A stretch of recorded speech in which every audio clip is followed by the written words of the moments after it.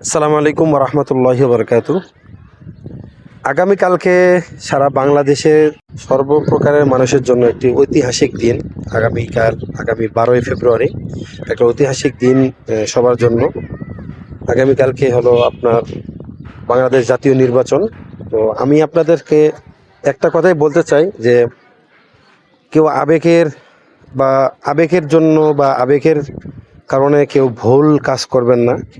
আমি আপনাদেরকে বলিনি যে অমুক দলকে ভোট দেন, কিন্তু আপনি একজন নির্বাচক, আপনি একজন বিচারক। যে প্রার্থীকে ভোট দিলে আপনি ভালো থাকবেন, আপনার এলাকা ভালো থাকবে, আপনার দেশ ভালো থাকবে, তাকেই দিবেন। সেটা যেই হোক, এটা আমার পছন্দের প্রার্থী হতে বেরা না, আপনার পছন্দের প্রার্থী যে তাকেই দিবেন। আবেগের পিছনে ঘুরবেন না। মানুষের কাছে আপনার এই একটা পবিত্র আমানত, একটা ভোট 500 টাকার জন্য বিক্রি করবেন না, ঠিক আছে?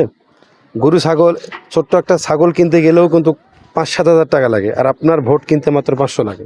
তো এই 500 টাকার কাছে ভোট বিক্রি না করে, আবেগের পিছনে না ঘুরে, মানুষের মিথ্যার প্রতিশ্রুতির দিকে না তাকিয়ে আপনাকে যাকে ভালো লাগবে তাকে ভোট দিবেন।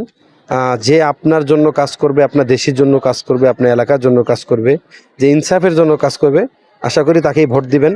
আপনারা পবিত্র আমানত আপনি দিবেন, আপনার ভোট আপনি দিবেন, যাকে খুশি তাকে দিবেন। তবে ঐতিহাসিক দিনটি অবশ্যই দিনের পরে ভালো একটা রেজাল্টের আশায় থাকবো। আসসালামু আলাইকুম।